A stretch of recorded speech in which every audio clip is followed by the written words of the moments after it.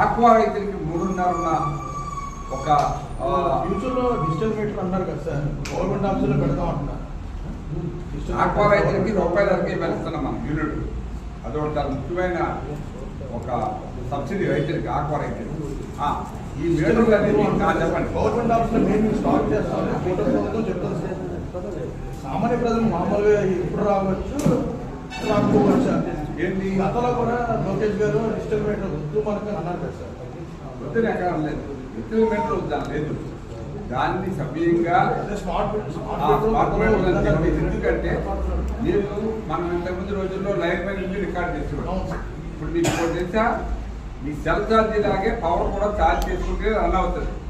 ఇప్పుడు సిస్టమ్ ఏంటి తెలుసా, ఆటోమేటిక్గా మీరు ఆ కార్డు ఇస్తారు మీకు. స్మార్ట్ మీటర్లు ఉంటే అవి మళ్ళీ మీరు ఆఫీస్కి వెళ్ళి కరెంట్ బిల్ కట్టుకొని ఇవన్నీ లేకుండా ఉండడానికి ఈ స్మార్ట్ మీటర్ సంగతి అనేది ఇంట్రడ్యూస్ చేశారు. అంటే ఇది ప్రజలకి మీరు ఎంత వాడుకుంటే అంత పవర్ కట్టాలి అంతే.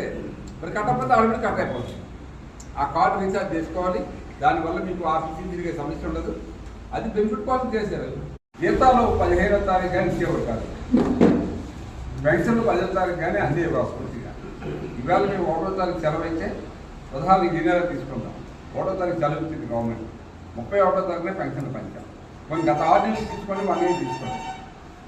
ఎగ్జాక్ట్ 1వ తారీఖునే పెన్షన్ ఇస్తున్నాం. అది కూడా మార్నింగ్ 12 గంటలలోపు 90% పూర్తి చేసుకొని ప్రజలకి ఆ రోజు ఏదో వాలంటీర్లు పెట్టాం కాబట్టి ఇంటింటికి పెన్షన్ ఇస్తామన్నారు. ఈవేళ వాలంటీర్లు లేకుండా గవర్నమెంట్ ఇస్తుంది కదా ఇంటింటికి.